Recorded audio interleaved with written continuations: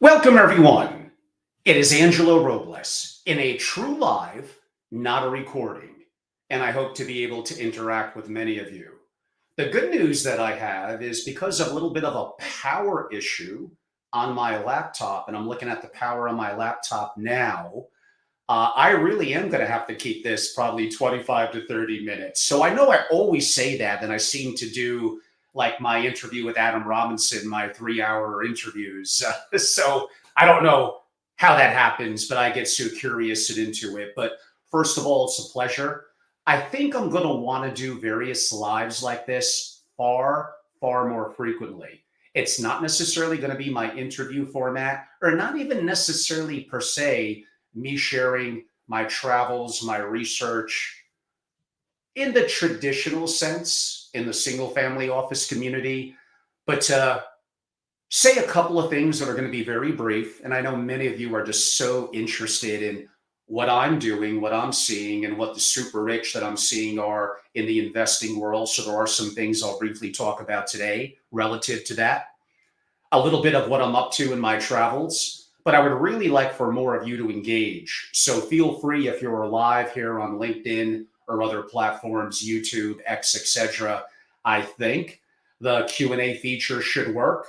And occasionally we'll have guests come on that could be very prominent, and they'll come on for just 5 or 10 minutes to interact live, and not even something to be recorded to go up on my family office TV. So on that note, and we'll get to some of the more sophisticated stuff in a second. Well, first of all, many of you said, like, what have I been up to? So I'm in my Connecticut studio. I'm not in Wyoming. So, and the weather is getting finally nice here in greater outside the New York area, a little western Connecticut.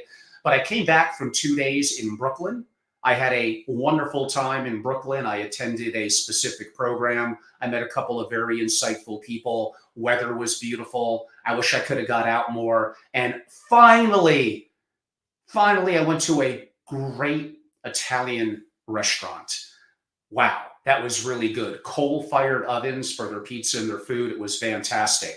On this upcoming Monday, I am off to kind of Hollywood slash Fort Lauderdale, Florida. I'm attending the Wealth Edge conference. I spoke there 2 years ago. Now I'll just be along with a friend and attendee, and I do look forward to that. It's at the Diplomat Hotel.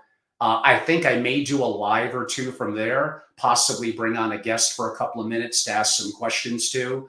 That's going to be more of an investing centric conference. So stay tuned. I look forward to maybe doing these and sharing from my travels a little bit more. So hopefully you'll all like that.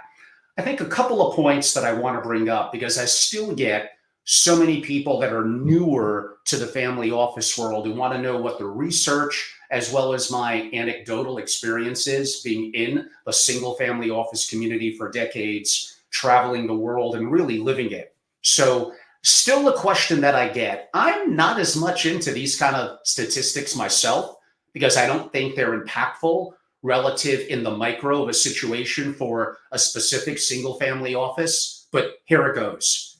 Angelo, how many single family offices are there? So trying to keep it more based on real research and not just anecdotal.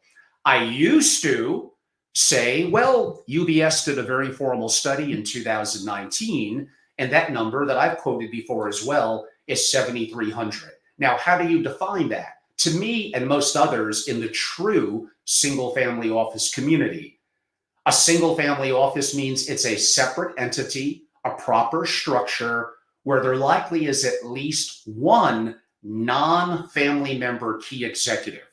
So that's a moderately stringent definition. Are there embedded family offices? Oh, there's thousands of those. That is a no, do not do that. Me and my attorney friends, Tom Handler and others in the community, are aghast when we see that. You're not maximizing for proper privacy benefits. You're intermingling your company with your personal. That can have multiple different challenges on both a state and a federal level. It's just not good. Don't do that. If you're not going to build a single family office properly and do it right, then honestly, I'd rather you not do it at all. That's just me. So I'm updating though, because There's lots of super rich people, even some billionaires that don't really have a family office. But I felt for a while that 7,300 number, it just felt a little low. So there has been some further research from JP Morgan and others where the number of a true single family office has been updated to still a little broadly, but it feels right to me from what I'm seeing coming back from Africa, Middle East, Europe, and obviously here in my own North America for the last year or so, about 12 to 14,000. And that number is upticking. The opportunity for the super rich to have privacy, control, and customization, which is the ultimate that a single family office should provide. Now, we may get a little bit into our most average, how you go from average to good, and what is great. And by the way, what is great, you all get mad at me when I say this. It's just true. Of the thousands of family offices that I know, one I could usually tell quickly if they're great, but it's about 3%. It's relatively a small number. And yes, I do have, and pardon the lack of humbleness, I don't mean it this way. I think I could go into any family office with no change in personnel and within 30 days make a pretty significant impact. There's certain practice management and things that I know because I've been doing them for a number of years and I've seen them work in smaller to larger, technically deca billion dollar family offices. But that requires being a little part of my master classes and part of my membership group and all that. We may talk a little bit about that later. Now, I'm not the only one. Ron Diamond and others have said this as well. The research has shown that about 2/3 of family offices have been created in this century, so over the last 24 years. And 2/3 of that 2/3 really since 2019. Now, I could argue soon after that, they do know a little bit about turmoil with COVID, and for sure. But I could definitely make the point that because a lot of family offices are still newer, they haven't gone through truly tough times, through transition, and through challenges. And the research always shows, as well as my anecdotal, that most family offices do not last beyond the wealth creator. And really, that commonly means not lasting 15 years. Let's even forget about whether they're bad, mediocre, good, or great. They just generally are not sustainable. And if the core goal of the family is legacy, and technically it's transition between the generations, but I'll define that a little bit more eloquently and deeper as continuity, which is why my private membership club, my 30 founding members, then building upon that, is called SFO Continuity. Because I want to know what it takes for the family to have a continuous legacy, to have continuity that would potentially last beyond the generations. And I do bring investing into that because I'm a big believer in creating holding companies, creating the opportunity to own real private businesses and engaging the generations in that, assuming they want to. I'm not saying to force them into something that they're not interested in, but I'm kind of saying if they're passive with the money, generation after generation, I don't care what structures you have. I don't care what managers you're using. That will inevitably fall apart. I've seen it. I've been doing this for decades. And you're going to see me watch my interview with Jolene Caruso. And she and others are going to be a guest on some of these quick 30 minutes that I'm doing in these where we'll come on and for 5 or 10 minutes focus on one subject. And those of you that are part of my club that are going to get access to my New York City rooftop soirees, and then when I transition to Palm Beach, my lunches and dinners there, bringing in incredible guests like that, and including some of the things we can't even really talk about in a live or on my family office TV. That's where a lot of the real stuff goes down. You guys think I'm a little cutting edge and edgy on my more open stuff. You should be a part of a club and really involved, and then you kind of get the real truth. So back and then closing the loop on it, there's 12 to 14,000 single family offices. Most of them by the law of numbers are, but they could be better. What's the number one thing that a family office could do? It's the most important thing they need to do is a four-letter word. It ends with an E. Should I hold off on saying it till the next time and weave into it? The reality is, I could tell you 99% of what makes a family office great. The reality is, you have to understand your blind spots, your ego, enhance your competency, and move forward and take action, preferably with mentorship and help on things. The reality is, I think in life, in business, and the family office world, 90% of people, yeah, I think it's that high. They may not necessarily mean to, although some people do mislead and misdirect. They're not helpful. They're, to some degree, a burden. They're holding you back, and they're not impactful. Whereas the other 10% are. Now, we could argue this goes to the Richard Koch and 80-20 and some of that, and all things we could talk about on productivity and enhancements at a point in the future. Another thing that I did want to mention, and the great author James Clear has spoken about this as well, and this goes into thinking for yourself, critical thinking, and free will. And this is why I think it's important for many of you to understand philosophy, great philosophers, whether you agree with them or not. And I know a lot of them are dead. Well, they have books. They have people that are experts on them that you can watch on YouTube. And your capability of your ability to think critically, your ability to think for yourself. So a lot of this relates to be weary of the ideas you inherit. I consulted my initial consultation on a family office about 2 months ago, and they printed out a whole bunch of things on Angelo, on lender versus the IRS. Should we do our family office structure like this? They had a kind of a preconceived notion about how it should be done. And they were not theoretically incorrect. At least they did some level of work and had some thoughts. I liked it. I was glad they did that. But it was important also to put that paperwork and all that aside and really ask questions. The old Abraham Lincoln, I got an hour to cut down a tree. I want to take 59 minutes sharpening the axe. So you have to really understand what their purpose is, what they're looking to accomplish, and what's going to be important to them. But why don't you take a little bit of this concept? Be weary of what you inherit. Old conventions and previous forms are often accepted without question. And then once they're adopted, they set boundaries around your creativity. So contentment is the enemy of creativity. So I think it's more and more important to have a key distinction between what I would define as, let's take something that was forced into us from our parents, teachers, and our experiences, but is it really truly ever an original thought? So continuous improvement may not be good enough. You may need to do some of the things of some of the greats currently, Jeff Bezos, Elon Musk, and others, that you've heard the concept first principles thinking.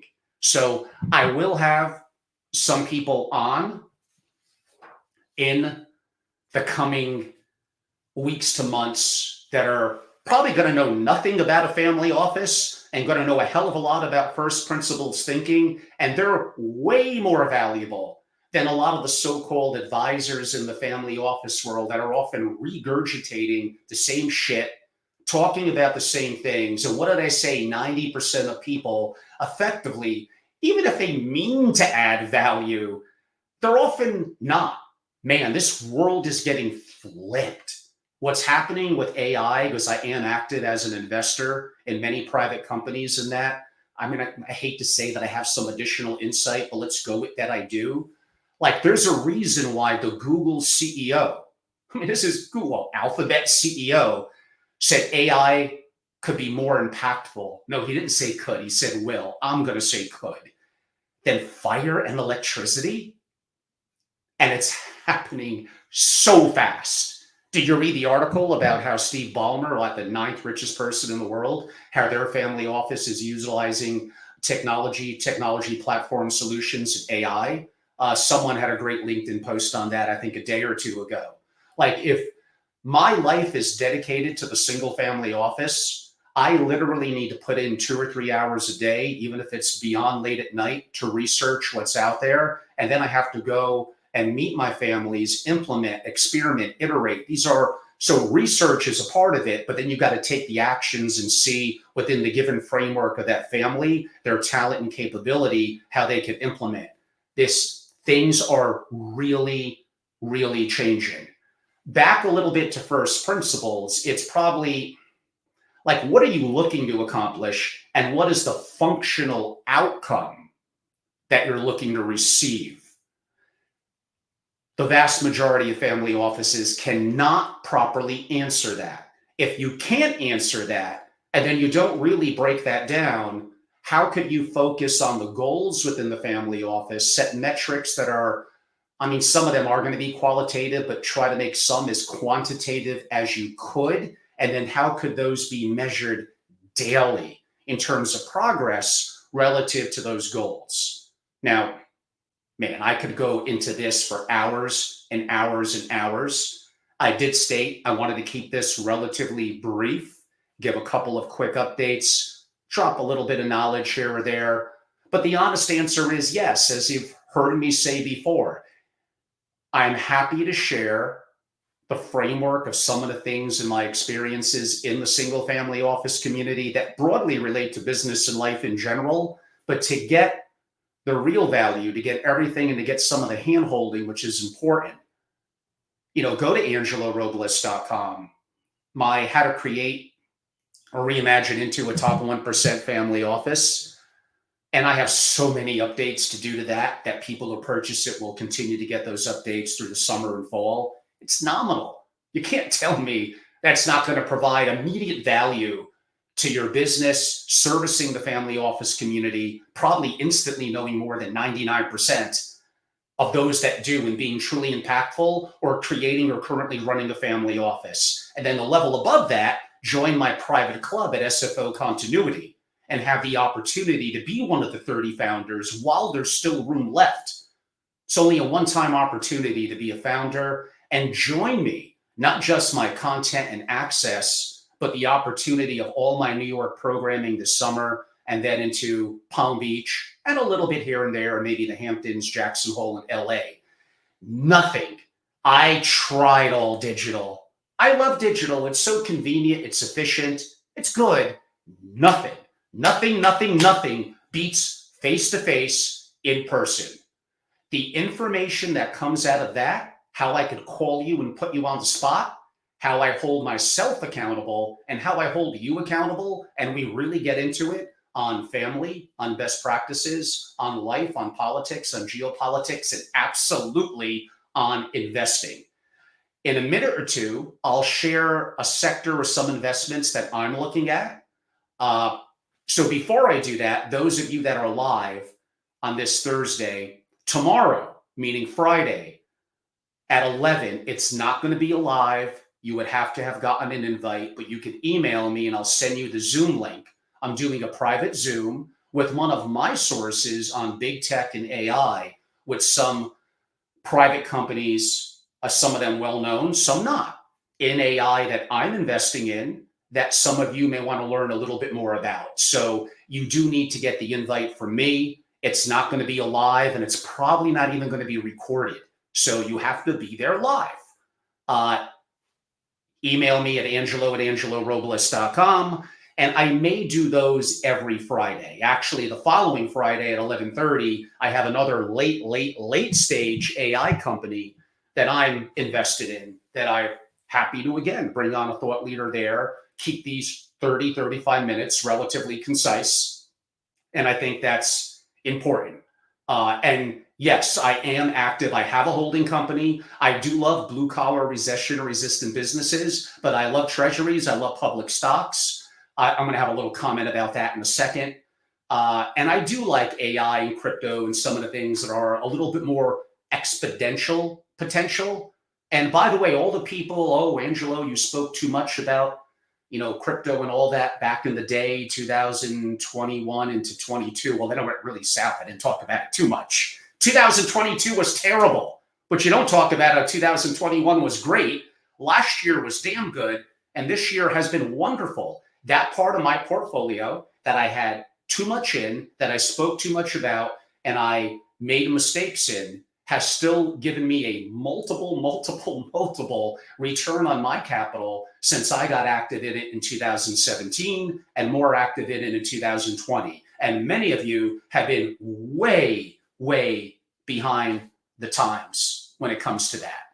So transitioning in the final 5 or 6 minutes, unless there's more questions to certain things on the investing front, something I learned from the super rich and Warren Buffett recently said it in Omaha at his meetings from just last week.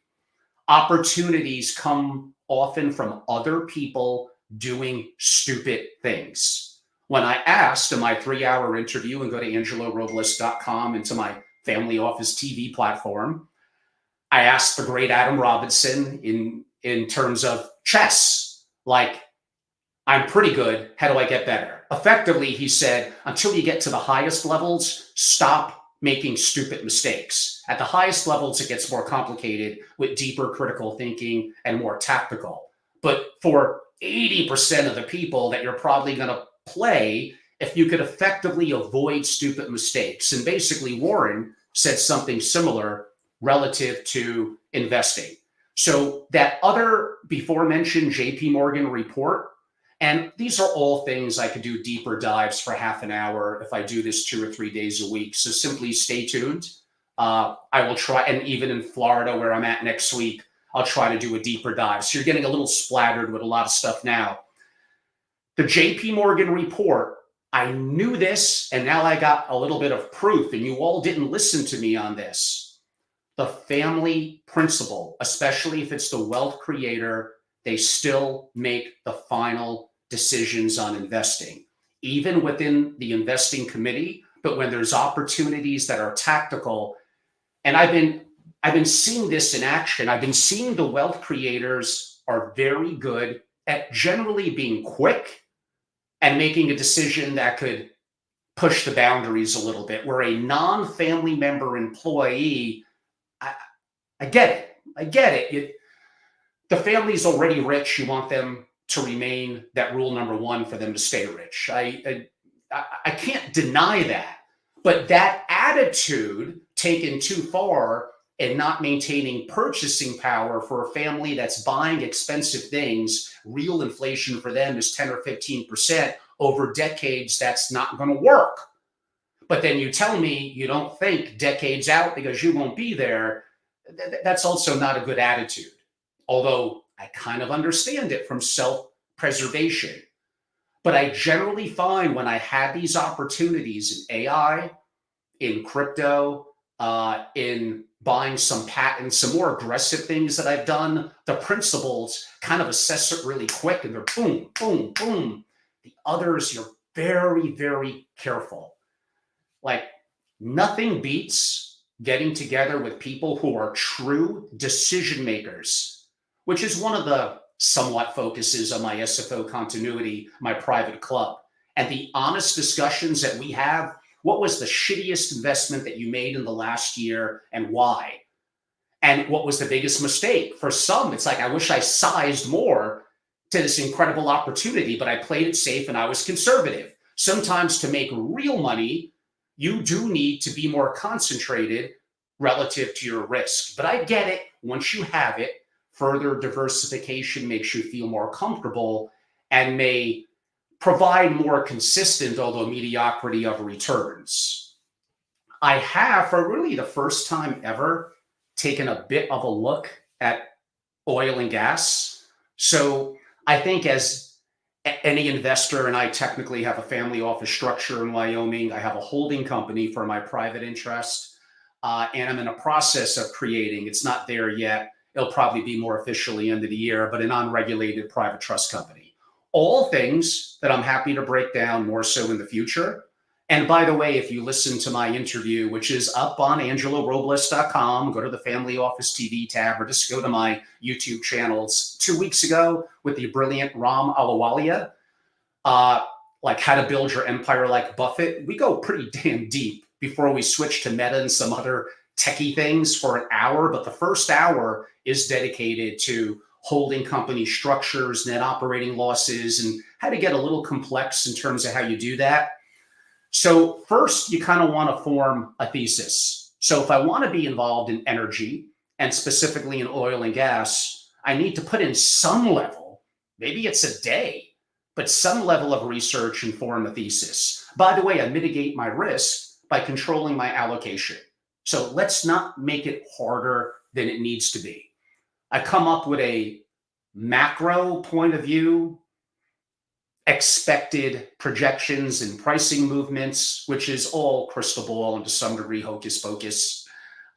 We all want to be a long-term investor. So what is my take on relative to the price of oil or a barrel or a Brent oil now compared to what I think it could be? And what are my reasons, my geopolitical, my macro, my economic, the people that I know, the inputs that I take, but taking in too many inputs. And I had conversations with Adam Robinson and many other macro and investors. That's not good either. At the end of the day, you do got to think for yourself. You got to move quick. You limit your exposures. You could argue with by limiting your allocations. So before I invest, where am I taking the money from? Is it coming from treasuries? They're already getting me 5%. Why the hell am I going to want to move off that? It's going to have to be motivational for me to do that.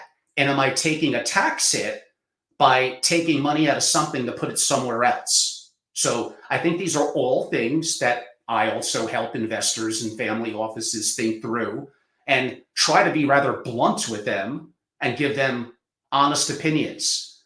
Many of you have heard me say this before. Come on, let's just be honest. The family office community is beyond vanilla. It's very boring. People play it very safe. No one pushes any boundaries, and you're all comfortable with that. Like that's like I might have been that 5 or 10 years ago. I've been in this community long enough now and have enough experiences and think for myself and make my own decisions where I could be 99% who I want to be and say what I want to say and not necessarily be worried about the repercussions. Does it mean that I'm hated by some, that I make less money? Sure, but I'm happy. That's kind of what matters the most. Okay, so how I could look at it, and boy, you're getting a real simple version. If this was in person in one of my, I'm doing a rooftop soiree in New York in a couple of weeks, like I will go deep into this, then I want you to rip me apart. Now, for some of you, does that sound a little like Tiger 21? Tiger 21 is an awesome group. I have nothing but mad respect for them. But a lot of my relationships are much, much larger in AUM.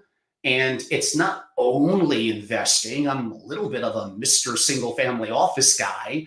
You're also getting the experiences and my best practices in structuring and productivity and enhancements in the family office. Investments are very, very important, but it's not all about that. And it's not all about the shoving money to be an LP and being happy with that.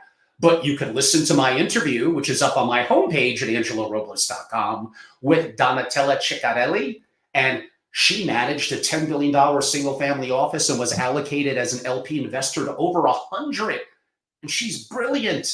She almost made a good case to me for it, but I disagreed with her.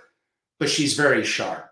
Europe has a lot of incredibly talented men and women in investing, by the way. You got to think more broadly than just the US. This is a much, much bigger world. That's an other problem with more so the US family office community is you kind of think you know it all. That's one thing, by the way. When I go to the Middle East, when I go to parts of Asia and definitely Africa, they kind of admit they don't know anything and they want to learn. They ask a lot of questions, but I get a little off track. So do I look at what my options are? I could buy a stock. I could buy an ETF. I could buy even an oil and gas stock of a big public company. And yeah, I'm getting some exposure for that and I'm completely liquid. So I need to weigh all these things when I'm making a decision. By the way, how about this novel idea? Maybe I just want to literally buy and store a barrel of crude oil. Now, as you'll discover in its unrefined form, It's wickedly toxic and very difficult to store. And by the way, it smells just god awful. But yeah, I've done a lot of different shit. I would say one of the mistakes that I made as someone of some level of resources and liquidity event and opportunity in the last couple of years is I think I'm overly diversified. I'm getting into too much because it looks a little exciting at the moment. Uh, and over the coming months, I actually look to get more concentrated, make larger bets in certain sectors. Uh, so maybe I'm simply adding to the complexity in my situation that I don't need to, and that's my bad. So, okay, now we get into, I think, the direction on oil and gas that you probably thought that I was going. Do I simply look at a royalty play, or I can't resist the opportunity of wildcatting? And then I need to understand the tax benefits, the intangible drilling or IDC's cost, as they call it, and depletion allowances to help offset income and reduce the overall tax burden. You need to keep a little bit eye on recaptures and all that. So that's obviously going to be the riskiest. But is it? How about if I'm in relationships with operators and people with a great track record that already have wells that are active and going well, and now with their inherent internal talents, they're looking at something really close by, but I'm getting some of the initial benefits and tax benefits for coming in to it that are very tax advantageous. But yeah, I also need to understand if it hits oil, what's the price of oil? What's the break even point for many wells? I don't know, probably $45, $50. It's well above that now. I'll get a tremendous upper 20% plus return at the current price of oil, give or take a little bit, and feeling that likely it's going to go up. But the opportunity for me to use options and hedge my risk. But now I'm getting a little deep. And again, we don't need to get that complex here in my what's supposed to be a 30-minute live. I'm already 31 or 32 minutes in. So I'm going to wrap it up in about 2 or 3 more minutes. And again, you're getting the light version. You want the real deal. You come into my organization where I have amazing members, all of them way smarter and more successful than me. I just know how to put them together, get the best out of them, and have a pretty good time doing it too. Great food, hopefully a great drink or two. And with me, do I have one close to me? I don't. But next time, you're going to get my Woodford Reserve. I may have a sip like I did with Dr. Mark Faber in my interview about a year ago. Go check that one out. And my cigar. I'm missing my great cigars. So I think it's wonderful to talk with fellow investors, talk about best practices, talk about family, and catch up on a variety of different things. But what's wrong with enjoying ourselves too? Too many of the family office events are just too dry and boring. What else am I looking at? I'm going to talk more about AI tomorrow. Many of you have heard me talk already about it before. I don't know. It'll never be weaker than it is this very second. It'll be 800x more powerful in 2 years. And the CEO of Google is saying it's going to be more impactful than electricity and fire.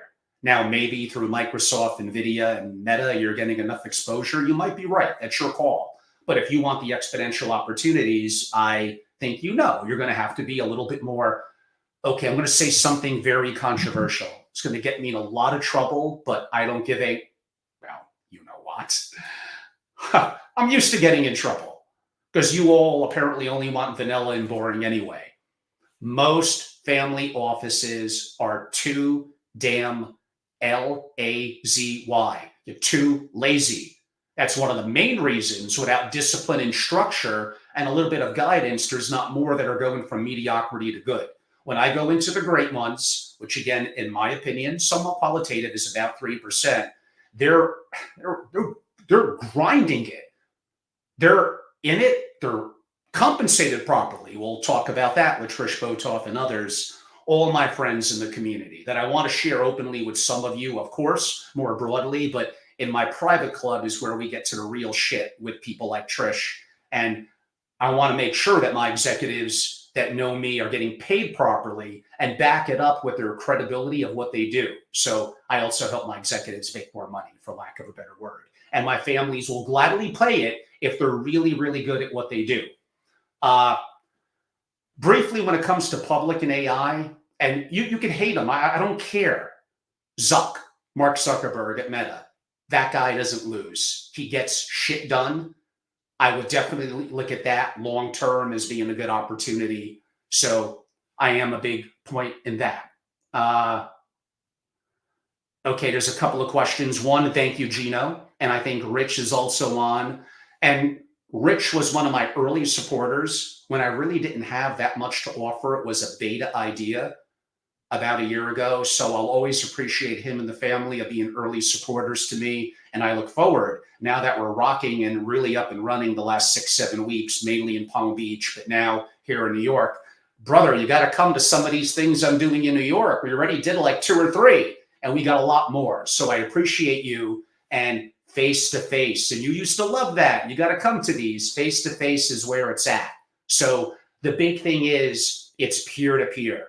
I could talk all I want about my master classes, about content, about some of the occasional brilliant ideas that I may come across. You really want the fostering of peer-to-peer and the opportunities of coming together and sometimes doing deals. And by the way, I'm an active allocator. So I put my money where my mouth is on a lot of this as well.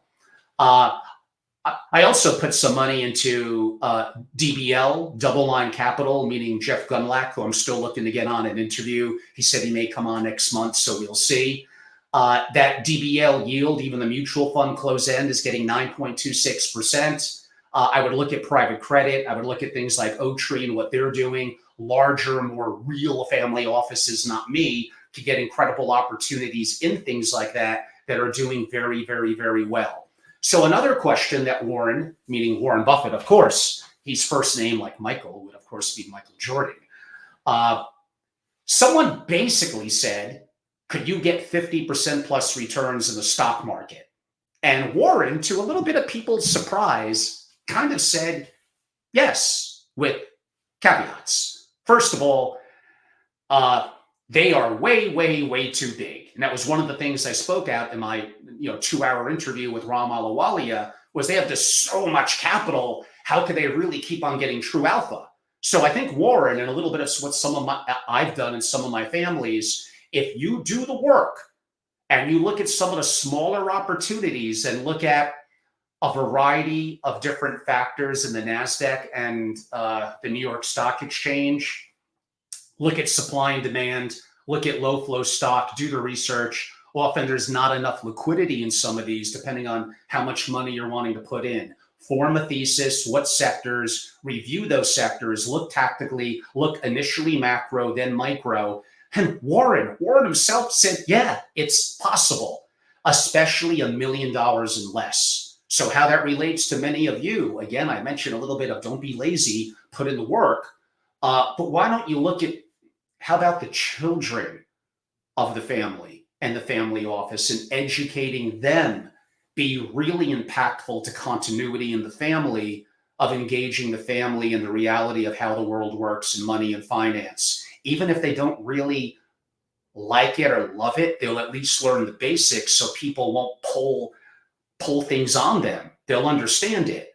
But one of the things I'm looking to do is to have the children of some of my relationships, and I think we're now up to 13. So 6 new relationships came on in about the last 2 weeks, and I appreciate it. And really part of that is me just doing more like in-person events, kind of, to be honest with you. I really wanted to make digital work. It's so much more efficient, but you all just, damn it. And I love it too, but love the in-person. We'd love to get some of the children involved, give them some guidance, have them do some work, and hopefully make money, and then come back and share in terms of with the group about what they did diligence on. So I've dabbled years ago. I got pretty active in Celsius, the energy company. I had a thesis on that. It's the new age of what cigarettes were 20, 30 years ago. I'm not saying it's a good thing. I'm just saying I formed a thesis, and that was some of the thesis that I had. Even boring things like retail department stores, Dillard's, Abercrombie and Fitch did really, really good aspects of last year. So yeah, there are opportunities in the public markets that could kind of get you venture capital like returns. You have to put in the work, and sometimes moving the needle and some of the chances you have to take are you could argue, a little bit much. Uh, I'm going to say variant perception, views on psychedelics, blockchain, rare earths, which I'm intrigued by as well, energy drinks. These are all more of a thesis and public market exposure that I had, and I have given some conversations to my private group on this more so a year to a year and a half ago. So maybe you're getting some of my stuff that may be a little dated, but conceptually, I promise you, it's still good. So shockingly, my computer's not dead yet. No shocker, I'm 10, 15 minutes longer than I thought. In my final recap, first of all, thank you. I appreciate it. I really do enjoy doing the true lives, and I do hope to do more of them. If you only know me from LinkedIn and YouTube, do send me an email so I could begin to add you to my database. That's Angelo at angelorobles.com. Do look at my site and look at what I am offering in the work that I do in my master classes, which is 24/7 digitally downloadable, at least the one that I have up now, a billionaire mastermind, a disaster prep for billionaires, and other master classes, mainly family offices and technology, in the coming months will begin to be available, and my members get access to all of them. But you others, it's a nominal fee, but I'm running a business. I'm a capitalist. Of course you have to pay. But I would love for you to also be a part of, because the quality of the group really is everything in my SFO continuity. It's all up on the website at angelorobles.com. And I'm imperfect. I've made mistakes. I have been humbled. I will make mistakes moving forward. I get it. I'm imperfect, but I love this community. I'm feeling great. My health is awesome. The last couple of weeks have been great. And I am absolutely out there doing intimate in-person soirees, lunches, and dinners. We had an amazing time in Palm Beach over multiple times the last 6 to 7 weeks, and a couple of things I've done at steakhouses in New York, and a variety of upcoming rooftop and other events, and a little bit in the Hamptons and Jackson Hole. So, and again, tomorrow, if you're able to make it, Friday, live, not recorded.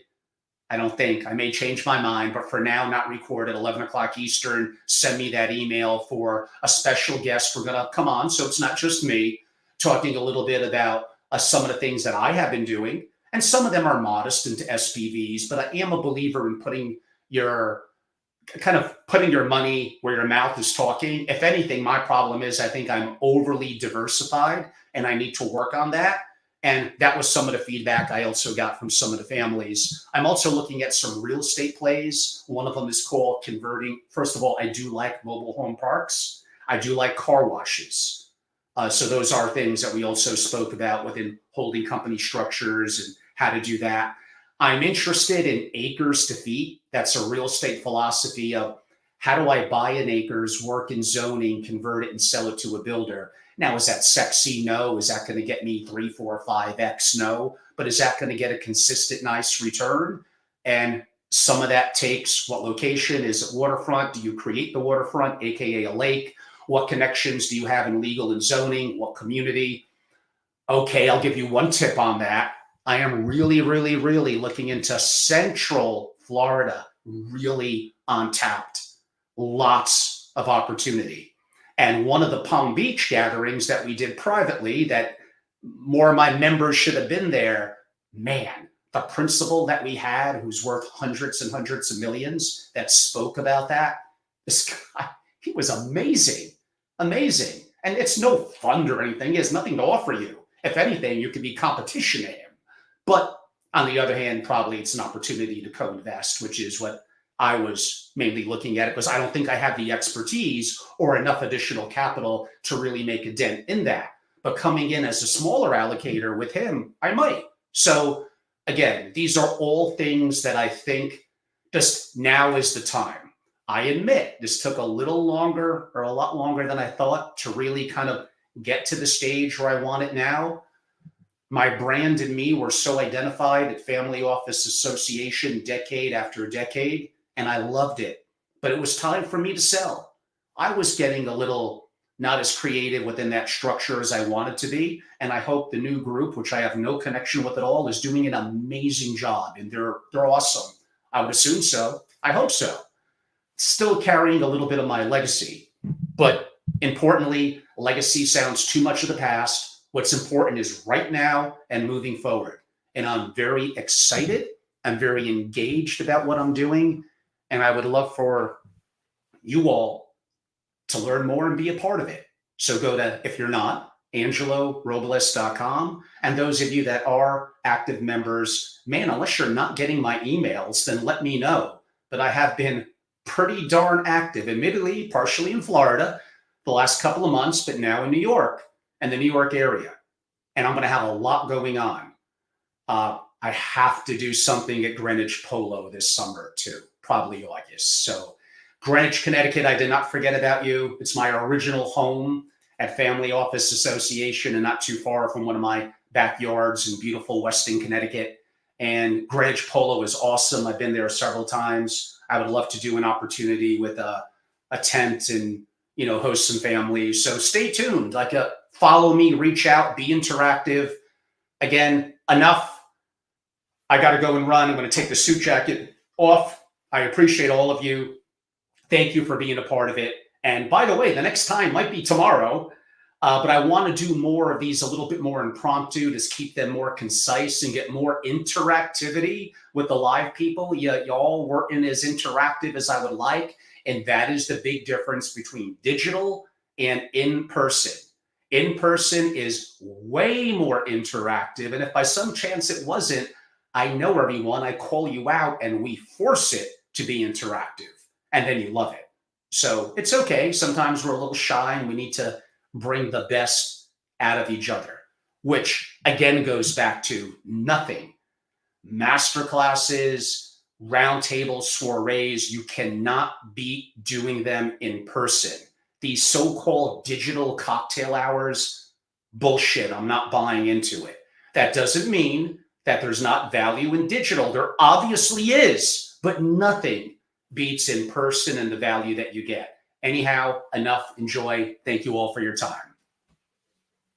Thank you, Mohammed. Thank you for your kind words. Appreciate it. Everyone, thank you.